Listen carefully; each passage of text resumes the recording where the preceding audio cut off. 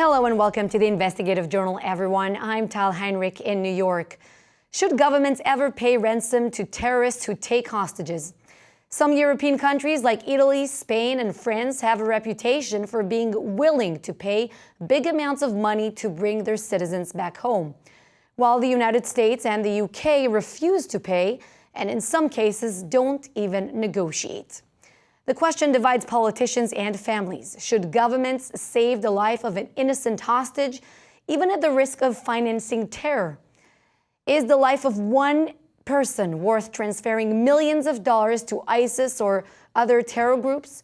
Cash that, as we know, will sooner or later fund terror attacks which claim many innocent lives. Starting in late 2012, this dilemma has become even more pressing than ever. Westerners working in Syria, including journalists and aid workers, were taken hostage by the Islamic State. How can anyone forget the day in the summer of 2014 when American journalist Steven Sotloff was beheaded by ISIS savages who had demanded a ransom for his release? In 2012, journalist Theo Padnes was kidnapped by al-Nusra Front, the former al-Qaeda affiliate in Syria. He was later freed after the state of Qatar paid a multi-million-dollar ransom. Today, Theo Padnes is joining us here on set to share the story of his life-changing experience. But first, I would like to thank Mr. Art Sotloff, the father of late Steven Sotloff. Thank you for accepting the invitation to appear here on our program. Thank you for both of you. Art, I would like to start the conversation with you. We know how difficult it is for both of you to backtrack on these events. Tell us, what was your son doing there in Syria, and how did you learn about his capture? Thank you very much for inviting me to be here. I appreciate that. First off, he was in the Arab Spring.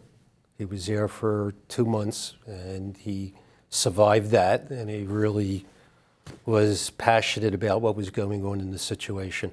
From there, he was in Libya when Gaddafi fell, and he also was in Benghazi. He was the first person that came across the remnants of the bombing, and he reported live on Fox News with that. That took him to Syria, and he was there covering many times. He probably was there 5 or 6 times, going over for 3 or 4 days and coming back, which is usual. He called me the night before he was going over, and he asked me to not mention anything where he was going, but if I didn't hear from him within 3 days, that I should make a phone call to somebody that he was working with there. I got a little nervous, and within a day, I contacted that person, and I found out that he was kidnapped. Actually, he was sold out at the border. He crossed the border, and within minutes, 15 minutes, they had set up a roadblock, ISIS. Well, actually, ISIS didn't even exist then, and he was taken hostage. So the year was 2013, and Correct. You and your wife received a ransom letter from ISIS demanding the U.S. free all Muslims in its custody or pay an amount of $137 million to get your son freed. How did the U.S. government deal with the situation, the ransom request? Well, he was taken in September. It took 3 months before that one demand came. Mm-hmm. There was a media blackout. We were told that we weren't allowed to talk to anybody. We were also told that we are not allowed to negotiate. And if we did try to negotiate, that we could possibly be imprisoned. I felt, and we felt as a group, because it was all of us, that I probably could have raised the money, but we were just not allowed to do it. And this went on for 11 months. I did not see Stephen until the day that he was being held up by his neck, telling President Obama that Stephen's life depended on his next decision. And within 2 or 3 hours, he had bombed in Iraq, which promoted my son to be slaughtered in front of the world. Was there any moment throughout the negotiations that actually gave you hope? You met with the president? I didn't meet with the president until after Stephen was already gone. And that took 3 months to have that meeting because he called the day that Stephen was assassinated. And I refused his phone call. And I refused his phone call because for 6 months, we were all trying to meet with him, and we never did. So what did you tell President Obama when you saw him? Did you say everything that you had on your mind, or not really? I said a lot of things that were on my mind. And I could go into everything if you'd like to. I would like to bring Theo into this conversation this is a long story. as well. Well, we did meet with them, and I did say that his hand was on the knife that killed my son. And also he made a comment that really threw us, is that he said, if this was any of my children, I would have done anything in my power to save them. He said that. This is something that you tell a family that lost their son and tried to recover him, and for a whole year there was nothing. We had no cooperation from the FBI, very little.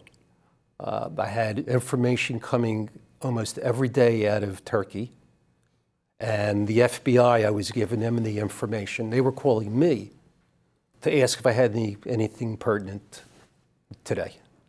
So it was really one-sided. We really felt alone almost from the very, very beginning. I'm still thinking about this sentence you just described from Obama. So Theo, let's bring you in. You worked as a journalist in the Middle East. You covered different conflict zones in different countries across the region. You also speak fluent Arabic, as I saw on your documentary. So take us back to the day in 2012 when you were captured by al-Nusra Front in Syria. How long were you held by this group, and how did your release come about? I was held for 22 months, and my release came about through the intervention of the nation of Qatar. As a hostage, I wasn't privy to any of the negotiations, but I was told that there were negotiations underway. And, one day the chief of al-Qaeda in Syria walked into the room in which I was being held, and he said, "I'm sending you back to your mom today." And they brought me to the Israeli border. The UN Peace Force was there waiting to receive me. This had all been worked out in advance, apparently with the involvement of the UN and Qatar, and the US government had relatively little to do with it. They were phoned up at the last minute. Theo's going to be here, go pick them up. They turned up, and yeah, the US government is not at all interested in saving the lives of people like me and Steven Sotloff. They go, listen, it's not our business, too bad for you. It's not our policy. It's not our policy. However, their policy, this is where my beef or grudge against the US government comes in. They do things to endanger the lives of American citizens, such as invading Iraq, such as establishing military bases in the midst of Syria without the consent and approval of that government. Our policies in the Middle East engender popular resentment, and the populace eventually over there takes its revenge on us for things that the U.S. government is doing. Yet, when the families of the hostages ask the U.S. government to intervene on our behalf, they're the ones who've caused the problem. After all, the U.S. government says, oh, no, we have nothing to do with it. It's your problem. What I'm thinking of is, okay, the U.S. government says what you described, it's not our policy, to negotiate for hostages released, but as individuals having your hands are chained, you were left with no avenue to discuss, to negotiate on behalf of the family as U.S. citizens. I just might say that these terrorists are people who want things. They're like guys in a souk in Marrakesh or in Rabat or Casablanca, wherever you like. They're people there willing to make a deal. They're like rug merchants. They need things. They need tires. They need iPhones. They need trucks. We could throw them a few tires. And by the way, that would take millions and millions of dollars off the. They need to feel like they're being respected and as though their demands are being heard. Now, what about the argument of this money goes to fund terror attacks, which claims the lives of many others? It's certainly true that they want cash in order to pursue a war and that they will use this cash to kill people. So this is a good reason for journalists staying out of these combat zones. It's like the U.S. journalists, anyone with U.S. nationality, should stay out of Syria. Really, it's ridiculous for us to go there because we endanger ourselves and we put our government in a difficult situation. Now that we know this, the outsiders should employ Syrian journalists to do this work. That way, there's important news to be covered, but we should not put ourselves at risk. Anyway, once we have put ourselves at risk, it is important because we care about our fellow citizens for the governments to exhibit some respect for the lives of our people.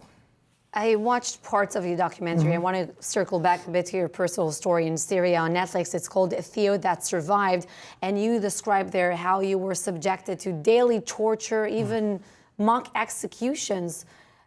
I can't even imagine what went through your mind in those impossible moments. I mean, the purpose of a Syrian Al-Qaeda prison or ISIS prison is to bring the prisoners into they want you to die in a spiritual sense, so that when you awaken, like if you survive, you go into a deep, dark place and you're completely disoriented in time and space. When you awaken from this place, you're supposed to be in alignment in a spiritual sense with the captors. And many people who live with them for long enough find themselves in sympathy with these people.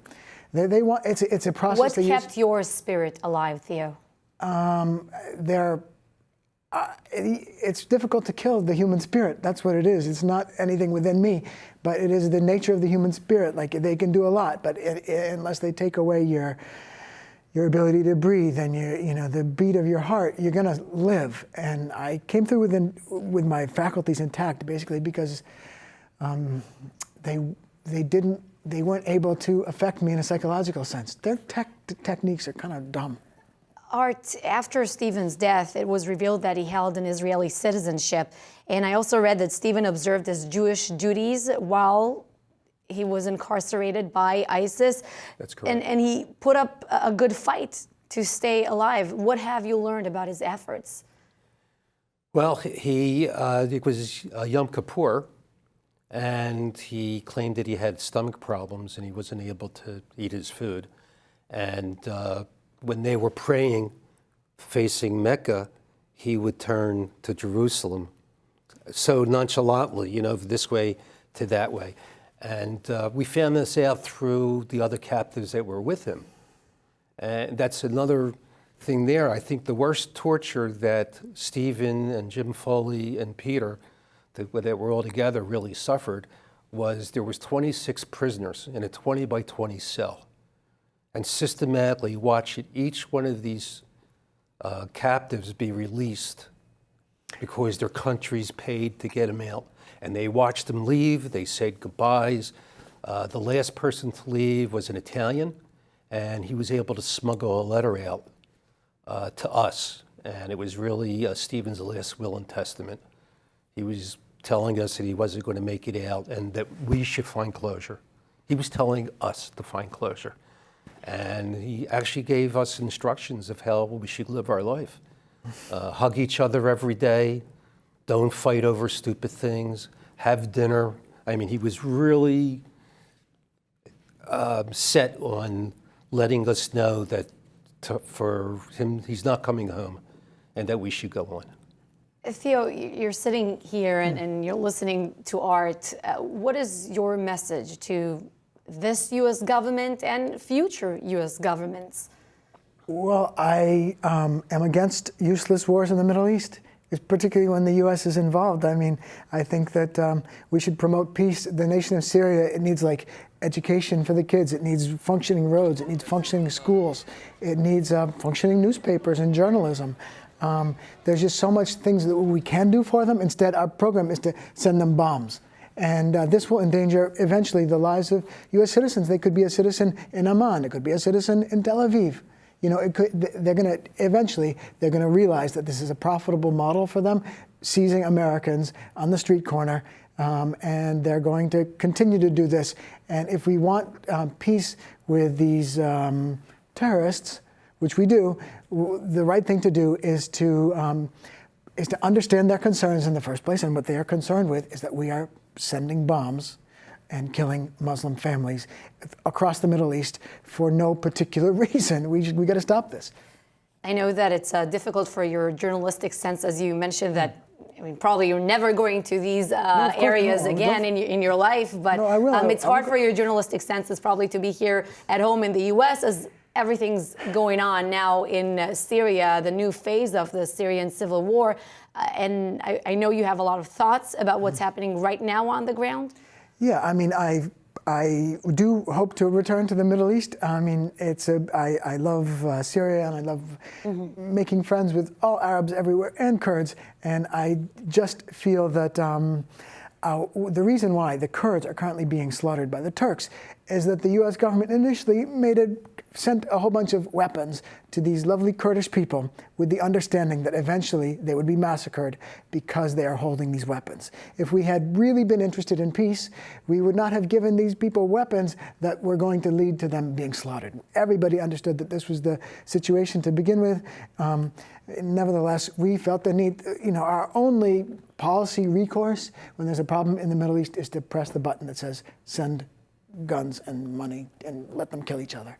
Gentlemen, I would like to touch on the issue of the differences between U.S. soldiers being held in Middle Eastern countries by terrorist groups or, certain enemies of the United States versus U.S. civilians, journalists, or aid workers who went there voluntarily. How are the negotiations about, the hostages and ransom being dealt by U.S. governments in that case? How is it any different, Theo? I mean, the government has an official policy of no negotiations with terrorists, but they waive this policy when a U.S. soldier is being held captive, such as Sergeant Bergdahl, who was released after negotiations with the Taliban. They don't waive it in the case of U.S. citizens like me and Steven Sotloff, who we could be being tortured and have the knives at our throat. And if you call the U.S. government and you say, the knife is at my throat, can you do anything? They'll say no.